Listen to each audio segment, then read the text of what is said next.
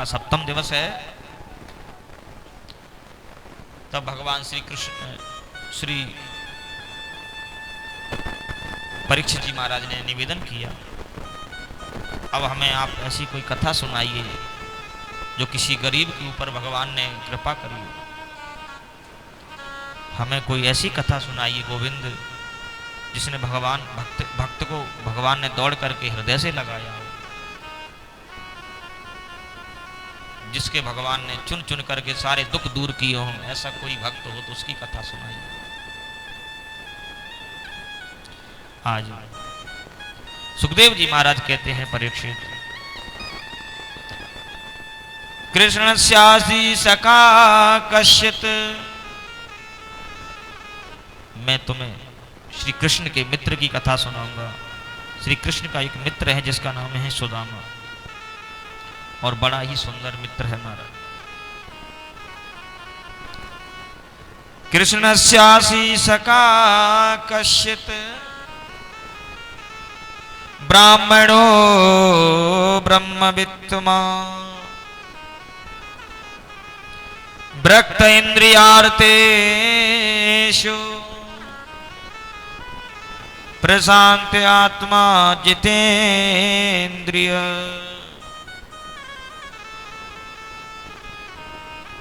एक सखा है भगवान का, नाम है सुदामा। कैसा है? भ्रक्त इंद्रियार्थेषु, उसके मन में कोई कामना नहीं है, कोई लालच नहीं है, कोई इच्छा नहीं है। भ्रक्त इंद्रियार्थेषु प्रशांत आत्मा जितेंद्रिय। सुदामा जी पे कुछ नहीं है, लेकिन फिर भी सुदामा जी मस्त है, आनंद में, कहीं कोई चिंता नहीं है। किसी ने दे दिया प्यार से तो ले लिया, नहीं दिया तो कोई बात नहीं है। परीक्षित ने पूछा, महाराज सुदामा जी के बारे में जरा बताओगे कि ये मित्र कैसे बने, भगवान की मित्रता कैसे हुई?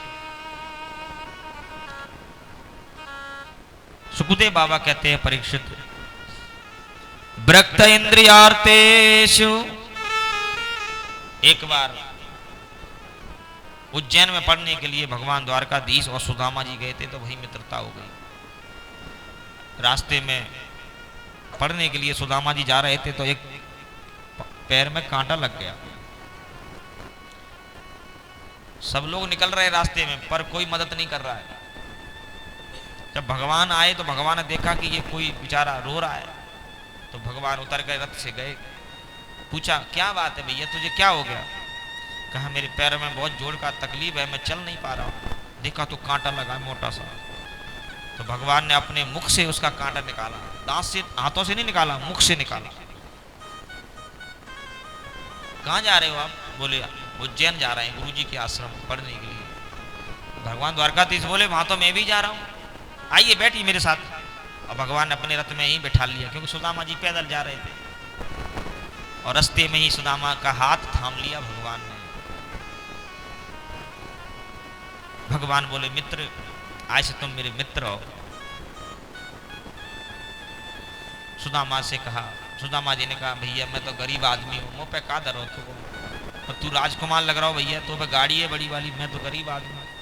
भगवान बोले मैं राजपाट धन दौलत नहीं देखता किसी की, मैं तो दिल देखता हूँ, और मैंने देख लिया तेरा दिल साफ है, इसीलिए तू ही मेरे मित्र बनने के लायक है। ठाकुर जी ने सुदामा को अपने हृदय से लगा के वादा किया कि दुनिया में मैं तुझे कभी नहीं भूल सकता। सुदामा से कहा, ठाकुर जी आश्रम में गए, गुरु जी के यहाँ दोनों मित्र साथ रह रहे हैं, साथ पी रहे, साथ उठ रहे हैं, साथ बैठ रहे हैं, खा रहे हैं। गुरु जी ने सुदामा जी से कहा कि ये पाठ हमें कल सुनना है, और कृष्ण तुम भी सुनाना। ठीक है। ठाकुर जी तो याद कर लिए, लेकिन सुदामा नहीं कर पाए। सुदामा थोड़ा पढ़ाई में कमजोर थे क्या। गुरु जी ने कहा सुदामा जी खड़े हो जाओ, पाठ सुनाइए। सुदामा जी बोले गुरु जी क्षमा करना, मैंने आज याद नहीं कर पाया। ठीक है, खड़े रहो। कृष्ण खड़े हो जाओ। ठाकुर जी खड़े हो गए, पाठ सुनाइए। भगवान कृष्ण कहते हैं गुरु जी आज मैंने भी याद नहीं किया। देखिए ये होता है मित्र, याद है लेकिन फिर भी मैंने कर दिया। अगर मेरा मित्र अगर गुरु जी से डांट खाएगा तो मैं भी खाऊंगा। महाराज गुरुजी ने कहा कि तुम्हारा यही दंड है कि तुम जाओ गुरु माता के पास और गुरु माता से पूछो क्या करना है आज। दोनों गए, गुरु माता गुरुजी ने भेजा है हमें कोई सेवा दीजिए। गुरु माता ने कही तुम छोटे छोटे बालक तुम कहाँ सेवा करोगे, एक काम करो जाओ पास में जंगल है ना, दोनों भैया जाओ और लकड़ी लेकर के आओ। ठीक है माँ। दोनों कृष्ण और सुदामा जी गए तो मैया ने कहा लाला तुम्हें भूख लगेगी क्योंकि भोजन देर में मिलेगा, तो ले चने ले जाओ ना, चने खा ले। ठीक है।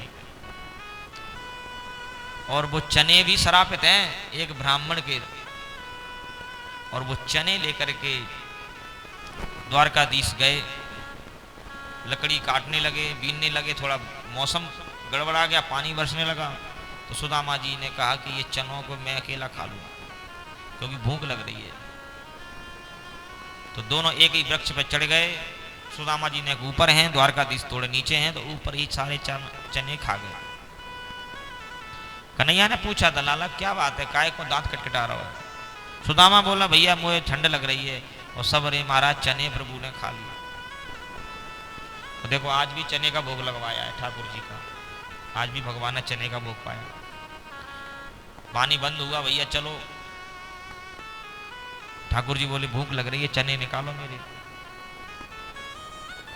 सुदामा जी बोले लाला क्षमा करियो वो तो मैंने खा लिए। भगवान ने कहा कोई बात नहीं है मित्र, खा लिए तो क्या हो गया चलो। भगवान बोले वैसे सका एक बात कहूं, तू मेरा मित्र है इसलिए किसी का हक नहीं खाना चाहिए, क्योंकि किसी का हक खाते हैं तो हमें पटाना पड़ता है, पर मैं तो तेरा सखा हूं, सो घबराने की कोई बात नहीं। अगर मान लीजिए तेरे जीवन में कोई संकट आ जाए, कोई विपत्ति आ जाए तो घबराना नहीं, तू मेरे दरवाजे आ जाना, मैं तेरा संकट दूर कर दूंगा। पर मैं दुनिया वालों को ये बताना चाहता हूं कोई किसी का हक खाएगा, 1 रुपये भी अगर तुमने बचा लिया तो उसका तुम्हें चुकाना पड़ेगा, चाहे जन्म ही क्यों ना लेना पड़े वाके घर में। कभी कभी महाराज 2-2 रुपए के पीछे जन्म लेना पड़ता है, ऐसी बहुत सी कथाएं। महाराज दोनों मित्र सुदामा जी वहां से पढ़ करके गए। द्वारकाधीश अपने द्वारकापुरी को, सुदामा जी अपने सुदामा। सुखदेव जी कहते हैं राजन उधर द्वारकाधीश का विवाह हो गया, इधर सुदामा जी का विवाह हो गया, उनके भी बाल गोपाल हुए, इनके भी बाल गोपाल हुए। सुदामा जी की पत्नी का नाम है सुशीला। सुदामा जी के 4 बच्चे हैं, लेकिन झोपड़ी में कुछ नहीं है, अन्न भी पैदा नहीं है, क्योंकि मांग करके लाते थे, बनाते थे, खाते थे। 3 दिन हो गए, आज किसी ने सुदामा जी को कुछ दिया ही नहीं। और भगवान श्याम सुंदर जो है सोच रहे हैं कि मेरे दरवाजे आए तो मैं इसको दूं। एक दिन स्वयं ठाकुर जी ने संत का वेश बना करके सुदामा की कुटिया पे आके बोले भिक्षाम दे। सुशीला भाभी अकेली घर पर थी, कहा महाराज क्या चाहिए? बोली भिक्षा। भिक्षा चाहिए? हमारे पास कुछ नहीं है। क्यों? क्या करते हैं तुम्हारे पति देव? जो आप करते हैं वही आप मांग रहे हो ना, मेरे पति भी मांग। क्या सुदामा की पत्नी हो? बोले जी। सुदामा की पत्नी? बोले हाँ। तुम्हें मालूम है तुम्हारे पति का मित्र है कौन? बोले कौन है? बोले श्री द्वारकाधीश कृष्णचंद्र महाराज। आप उनसे निवेदन करो, भेज देना। वहां अगर एक बार चला गया तो उसके सारे दुख दूर हो जाएंगे। ये भगवान स्वयं अपने मुख से बता करके गए हैं। पता ठीक है महाराज, मैं भेजूंगी अपने पति को, पूछूंगी। मुझे तो नहीं बताया अभी तक, 4 बच्चे हो गए और ये भी नहीं कहा कि मेरा मित्र है। हम लोग तो तत्काल बता देंगे कि मेरा आज मंत्री जी से मुलाकात होगी, आज मेरा फलानी जगह, तुरंत। लेकिन भगवान सुदामा जी ने अपनी पत्नी को भी शेयर नहीं किया ये बात। सुदामा जी शाम को जब आए, सुशीला भाभी से कहा भोजन बनाओ। सुशीला भाभी बोली भोजन अभी तो नहीं बना, लेकिन तुम चाहोगे तो बन जाएगा। बोले वो कैसे? सच्ची सच्ची बताइयो, मैंने सुना है कि तुम्हारा कोई सखा है। सुदामा जी बोले हाँ देवी, मेरा सखा है। तुमने मुझे बताया नहीं कभी, तुमने कभी पूछा नहीं। कौन है तुम्हारा सखा? तब भगवान श्री कृष्ण के बारे में कहते हैं मेरा सखा है श्री द्वारका का राजा कृष्णचंद्र। तो क्यों नहीं दुनिया के, क्यों नहीं हम उन्हीं के दर पे चले? दुनिया के दर पे मांगने से अच्छा है उसी के दर पे चले, क्योंकि दुनिया तो भिखारी है। इसीलिए द्वारकाधीश के दर पे चले ना, दुनिया से क्या मांगे।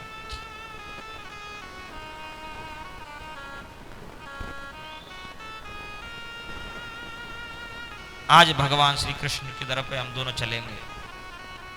श्री सुशीला भाभी ने कहा सुदामा जी दे, सुदामा जी बोली देवी मैं नहीं जाऊंगा, अगर मांगने की कह रही हैं तो मैं नहीं जाऊंगा। हाँ मिलने की कहो तो मैं चला जाऊंगा, लेकिन मैं मांगूंगा नहीं। क्यों? मेरा सका है, मैं जाऊंगा मांगने के लिए? नहीं नहीं, मैं ऐसा नहीं कर सकता, मैं मांग नहीं सकता। हाँ उसकी मर्जी होगी, वो अपनी इच्छा से दे सकता है, लेकिन मांगूंगा नहीं। क्यों? मांगा किससे जाता है? मैं कोई भिखारी थोड़ी हूं, ये तो प्रेम का है।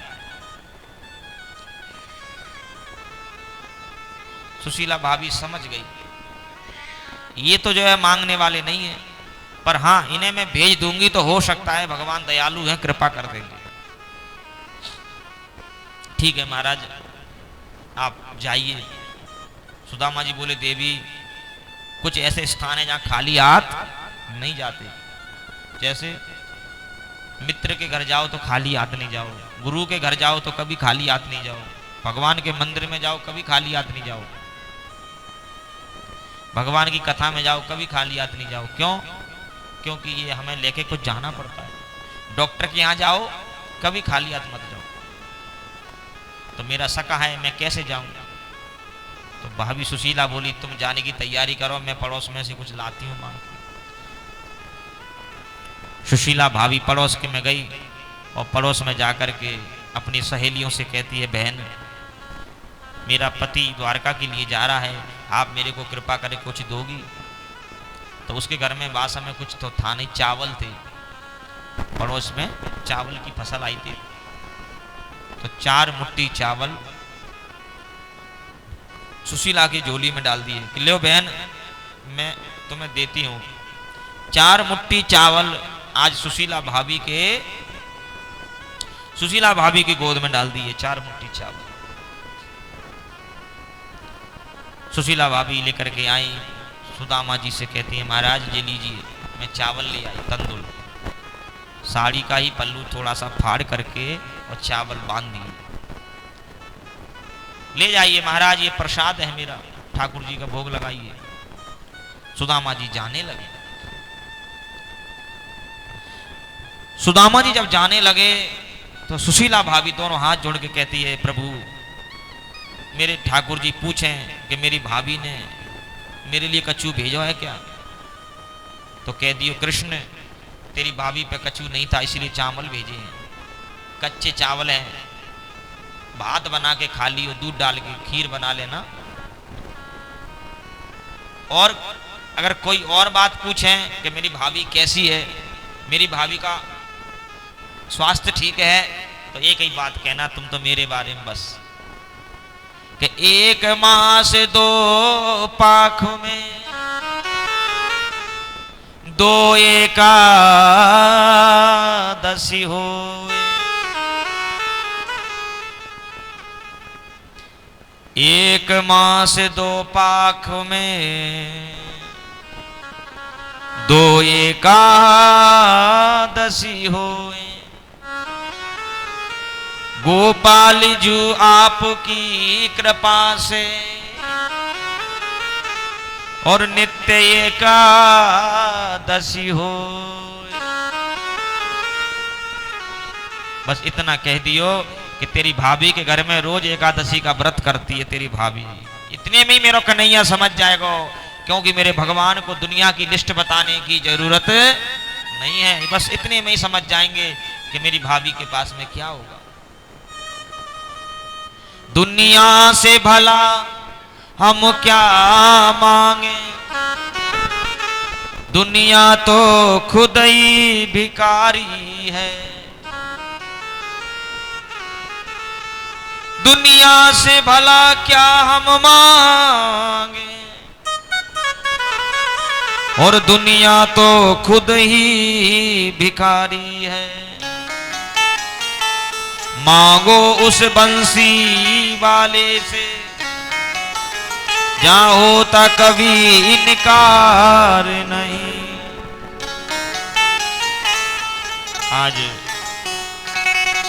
आज भगवान श्री द्वारकाधीश कह रहे हैं भाभी सुशीला से, बहुत सुंदर किया तूने कि आज इसको भेज दिया, नहीं ये आने वाला नहीं था। सुदामा जी बोले देवी हम जा रहे हैं, बच्चों का ध्यान रखना, अपना ध्यान रखना। ठीक है महाराज, हम अपना ध्यान रखेंगे, आप भी अपना ध्यान रखना। ठीक है देवी।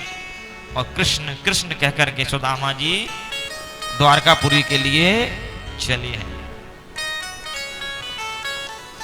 कि दूर न गिरी, बड़ी दूर न गिरी, दूर न गिरी, बड़ी दूर न गिरी। कैसे आऊं रे कन्हैया, कैसे आऊं रे कन्हैया, तेरी गोकुल नगरी, बड़ी दूर नगरी। सुदामा जी कहते हैं कैसे आऊं मैं लाला तेरी नगरी, क्यों? तेरी नगरी तो बड़ी दूर है। सुदामा जी चले। अब चलते चलते महाराज शाम हो गई। अब शाम हो गई तो एक नदी मिली। अब नदी शाम को कहां, उस समय नाव कहां धरी। सुदामा जी ने सोचा अब थक गए हैं, चलते चलते थोड़ा विश्राम कर लें, अब प्रातः काल यात्रा करेंगे और कोई नाव मिलेगी तो उससे पल्ली पार हो जाएंगे। जोर से बोलो राधे राधे।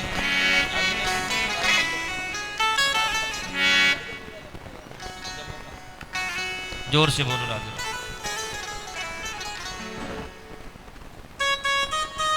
शाम को भगवान मांझी बन करके, केवट बन करके आ गए।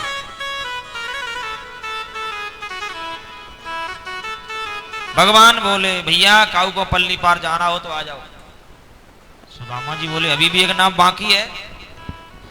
सुदामा जी दौड़ करके बोले अरे भैया मोए पल्ली पार उतार देगो का। भगवान बोले आजा मेरी नाव में, बैठ मेरी नाव में, मैं अभी उतारा पल्ली पार। भगवान बोले मैं उन्हीं को पार उतारता हूं जो मेरे घाट पर आते हैं। भगवान तो ठीक ही कह रहे हैं कि जो मेरी कथा में मंदिर में आता है मैं उन्हीं को पार उतार देता हूं, और जो मेरे रास्ते से, जो मेरे घाट से भटक जाता है उनकी गारंटी नहीं है। सुदामा जी बोले भैया मैं हूं तो तेरे घाट पे आया हूं, मुझे उतार दे पल्ली पार, आजा बैठ नाव में। सुदामा जी झट दीना गए और नाव में बैठ गए। अच्छा भगवान को पता है कि इसके पास उतराई नहीं है तो फिर क्यों मांगी। भगवान बोले ये बता तेरे पास उतराई के लिए क्या है, क्या देगा। अब जैसे ही उतराई का नाम सुना सुदामा जी तुरंत उतर गए नीचे। भैया उतराई नहीं है मेरे पास, ले जा अपनी नाव, बाद में आऊंगा। भगवान बोले क्यों उतर गया भाई, कच्चू तो होगा तेरे पास, क्या है तेरे पास। सुदामा जी बोले मेरे पास कुछ नहीं है। ऐसा नहीं हो सकता, कुछ तो होगा। बोले कुछ नहीं है, गरीबी है, और गरीबी मेरी कोई ले नहीं सकता है। ठाकुर जी बोले एक काम करो, बैठो मेरी नाम में महाराज, और आज मैं उतराई में तुम्हारी गरीबी स्वीकार कर लेता हूं। और यहीं पर मेरे भगवान श्री द्वारकाधीश ने सुदामा की गरीबी को उतराई में ले लिया। यहीं गरीबी दूर हो गई सुदामा की, देखिए। और भगवान श्याम सुंदर केवट बन करके आए हैं, रथ में नाव में बैठा करके सुदामा को अब नाव चलाने लगे भगवान। भगवान ने पूछा क्यों भाई कहां जा रहे हो आप। सुदामा जी बोले अपने सखा से मिलने जा रहे हैं। कहां। बोले द्वारकापुरी में। द्वारकापुरी में तुम्हारा सखा रहता है। बोले हाँ द्वारकापुरी में तो हम भी रहते हैं महाराज, पर यहां तो नौकरी कर रहे हैं। जोर से बोलो राधे राधे। अच्छा। सुदामा जी ने द्वारकाधीश ने कहा भाई द्वारकापुरी में तुम्हारा कौन सखा है। मैं द्वारकापुरी का रहने वाला हूं, मैं सबको जानता हूं, तो मुझे आप बताओगे कि आप द्वारकापुरी में किस किस को जानते हो। सुदामा जी बोले हम किसी को ना जाने भैया, हम तो एक ही को जाने। बोले किसको। बोले अपने कन्हैया को। कन्हैया को। ये कन्हैया कौन है, आपका नाम बताओ। तब भगवान श्री कृष्ण से सुदामा जी कहते हैं भैया केवट मेरो सखा है, द्वारका का राजा श्री कृष्ण काली कमली वाला मेरा सखा है। कौन? बोले काली कमली वाला। अच्छा तुम्हारा सखा है? बोले हाँ।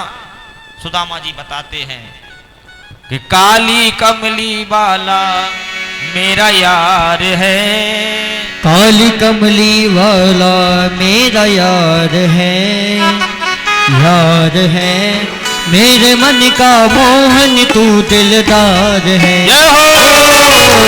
काली कमली वाला मेरा यार है, यार है मेरे मन का मोहन तू दिलदार है।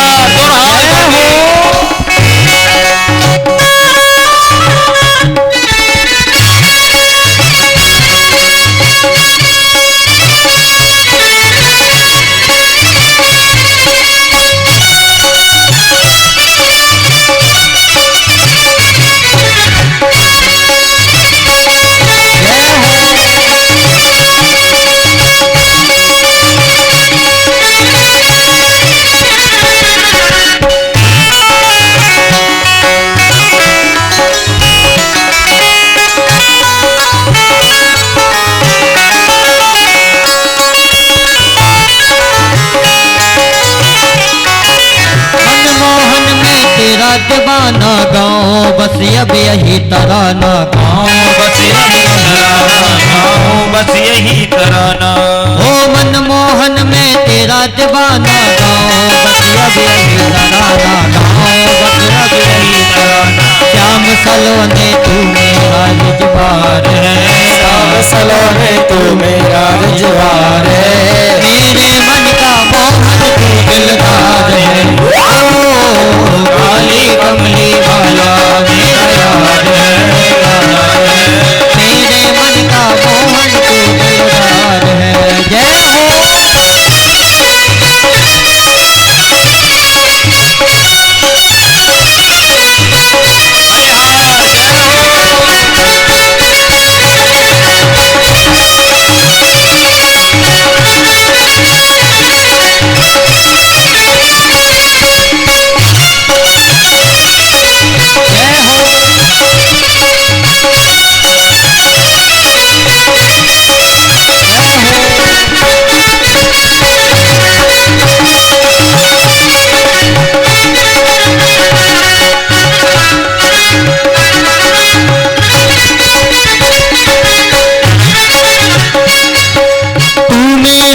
तेरा प्यारे ए जीवन अब तेरे सहारे, ए जीवन अब तेरे सहारे। तू मेरा मैं तेरा प्यारे ए जीवन अब तेरे सहारे, ए जीवन अब तेरे सहारे। मेरे हाथ इस जीवन की पतवार है, बार है मेरे मन का मोहन तू दिलदार है। ओ काली कमली वाला मेरा यार है, यार है मेरे मन का मोहन तू दिलदार है।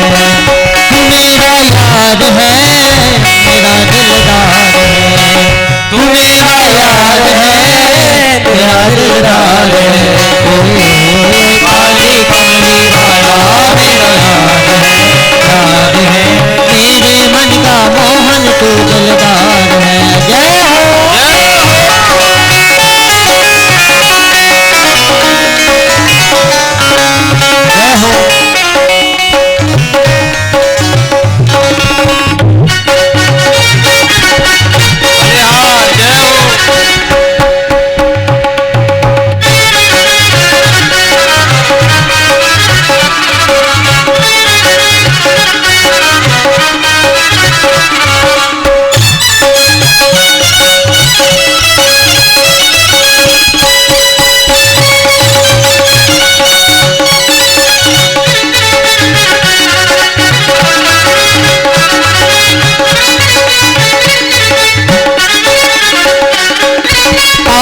प्रीत किए जे आशा कर दे दिल दर्शन का प्यासा, कर दे दिल दर्शन का प्यासा, कर दे दिल दर्शन का प्यासा। पागल प्रीत किए जे आशा कर दे दिल दर्शन का प्यासा, कर दे दिल दर्शन का प्यासा। तेरे वादे पे मुझे इतबार है, बार है। मेरे मन का मोहन तू दिलदार है। ओ काली कमली वाला मेरा यार है, यार है। मेरे मन का मोहन तू दिलदार है। जय हो बलिहार।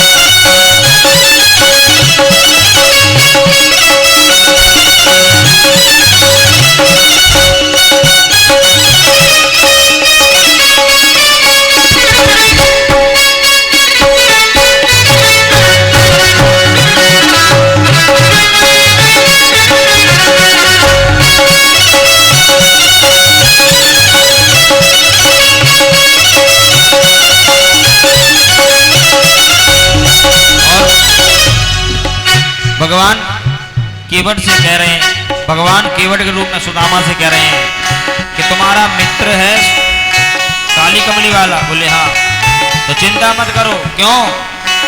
वो सबके दुख दूर करता है, वो तुम्हारे भी दुख दूर करेगा।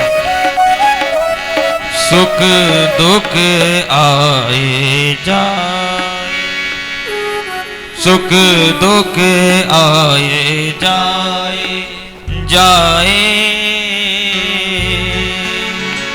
सुख की चिंता प्रीति जिसे अपनाए, सुख दुख आए जाए। जीवन में दुख और सुख तो आता रहता है, इसलिए चिंता नहीं करना है, क्योंकि काली कमली वाला मेरा यार है, यार है। मेरे मन का मोहन तू दिलदार है। ओ काली कमली वाला मेरा यार है, यार है। मेरे मन का मोहन तू दिलदार है। तू मेरा यार है, मेरा दिलदार है। तू मेरा यार है, मेरा दिलदार है। ओ काली कमली वाला मेरा यार है, यार है। मेरे मन का मोहन तू दिलदार है। ओ काली कमली वाला मेरा यार है, यार है। मेरे मन का मोहन तू दिलदार है। काली कमली वाला मेरा यार है, यार है। मेरे मन का मोहन तू दिलदार है। बोली कृष्ण कन्हैया लाल की जय हो। जय जय श्री राधे।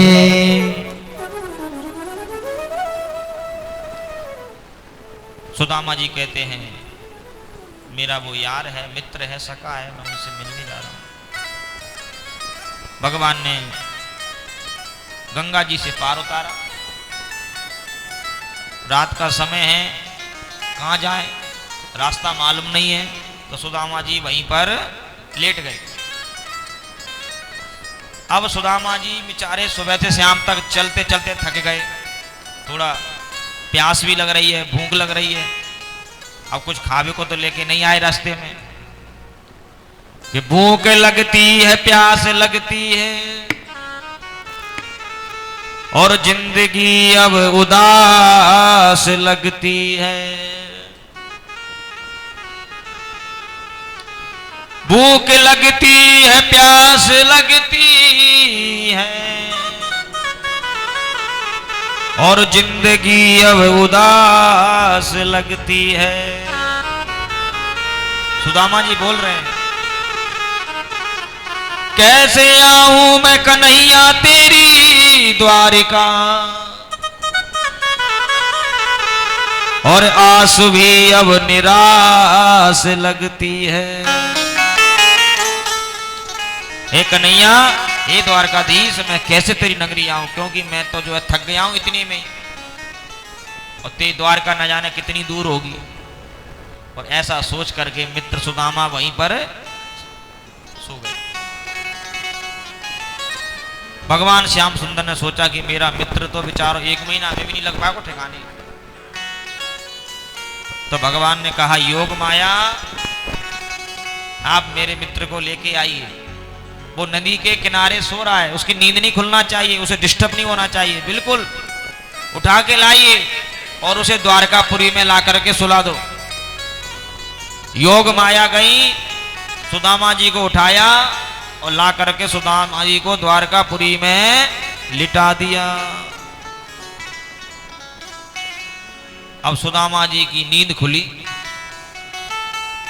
अब नींद खुली तो सोए थे तब नदी का किनारा था, और आंख खुली तो महाराज महल अठारी बड़े बड़े भवन, और जय जयकार हो रही है। बोली द्वारकाधीश भगवान की जय हो, श्री द्वारकाधीश भगवान की जय हो। जय जयकार हो रही है। सुदामा जी ने सोचा कि अब हो गया गड़बड़। हम सोए थे तब नदी का घाट, और जागे तो ये महल अटारी। जरूर हमारा शरीर छूट गया, हम मर गए, और अब हम स्वर्ग में आ गए। सुशीला से मैंने कहा था मत भेज, अब सुशीला को छोड़ के मैं आ गया, क्या करूं। सुदामा जी बोले कभी कभी ऐसा भी होता है कि सपना देख लेते हैं, तो कहीं मैं सपना तो नहीं देख रहा हूं। तो सुदामा जी अपने को नोचने लगे। तो कहा नहीं नहीं, दर्द हो रहा है मेरे, मैं जाग रहा हूं, सो नहीं रहा हूं। फिर भी सुदामा जी को भरोसा नहीं हुआ। देखो, नेक आगे गए और एक द्वारपाल से बोलने लगे, भैया जरा सच्ची सच्ची बताओगे? बोले पूछो महाराज। ये बताओ मैं जग रहा हूं कि सो रहा हूं? अब वो सुदामा को देख करके हंसने लगे कि ये बात कैसी पूछ रहा है? आप किसी से कहो भैया बताओ मैं सो रहा हूं कि जग रहा हूं। उसने कहा ना भैया, आप जाग रहे हो, अच्छे वाले खड़े हो मेरे सामने, तो पर ऐसा क्यों पूछ रहे हो? सुदामा जी बोले ये जिंदगी मुझसे मजाक कर रही है। जिंदगी मजाक कर रही है? बोले हाँ। क्यों? भैया जब हम सो रहे थे तब नदी के घाट पे थे, और जागे तो ये महल अटारी, तई पूछ रहे हैं कि ये क्या है। तब उसने कहा भैया ये द्वारकापुरी नगरी है। द्वारकापुरी? वाह, बड़ी जल्दी आ गए हम तो द्वारकापुरी में। तो भैया मुझे बताएगा? बोले क्या? हमारा कन्हैया कहाँ रहे? कन्हैया? भैया ये कन्हैया कौन है द्वारकापुरी में? क्योंकि गोपनीय नाम, हमारा प्यार का नाम अलग होता है, और जिस नाम से वो वहां रह रहा है उसी नाम से पुकारोगे तो ही पता बताएगा कोई है? कि भैया ये बताइए हमारा कन्हैया कहाँ है? बोले नाम बताओ पूरा, उसका मकान नंबर बताओ, पूरा मोहल्ला बताओ, कौन से मोहल्ले में कहाँ। भैया तू द्वारकापुरी में रहे, तू मेरे कन्हैया को ना जाने? अरे मेरे कन्हैया को नाम है श्री कृष्णचंद्र, वो तो हम प्यार से वाह कन्हैया कहें। वाह महाराज, और तुम्हें पता है तुम क्या कह रहे हो? बोले क्या कह रहे हैं? वो इस नगर के राजा हैं, और उनका नाम ऐसे कोई प्रजा नहीं लेती है जैसे आप ले रहे हो। तो भैया कैसे ले में वाह को नाम? तब द्वारपाल कहता है हमारे महाराज को नाम तो बड़े सम्मान से लियो जावे, श्री श्री 1008 श्री महाराजाधिराज श्री द्वारकाधीश श्री कृष्णचंद्र महाराज। तो आपने जाने कैसे श्री कृष्ण कह दिया। भगवान सुदामा जी बोले भैया सखा, हमारा बचपन को सखा है, तई भाई हम कन्हैया कहवे। अब तेरी समझ में तो आ गई होगी ना, अब तू बता दे बा को पता कहाँ है, कहाँ मिलेगा वो। महाराज क्या पूछे, चले जाइए उनकी सामने, बिल्कुल जो जगमगा रहा है पीका भवन, बस उसी पीले भवन में जा करके आप पहुंच जाइए। सुदामा जी चले महाराज, और सुदामा जी चले। देखिए तो कहते हैं कि भागवत के अनुसार तो सीधा भवन में प्रवेश कर गए, लेकिन नरोत्तम जी ने भाव सजाया है। कवि है एक नरोत्तम जी, उन्होंने भाव सजाया है कि जब सुदामा जी दरवाजे पर पहुंचे तो द्वारपालों ने रोक दिया। कहा महाराज किससे मिलना है? किससे मिलना है? बोले अपने मित्र से, सखा से। क्या नाम है? बोले सुदामा। बता दियो जाके। ठीक है महाराज। द्वारपाल बोले विराजो महाराज, अंदर जाके खबर करते हैं। तो अंदर खबर भिजवाई। द्वारपाल ने कहा ठाकुर जी से, प्रभु तुम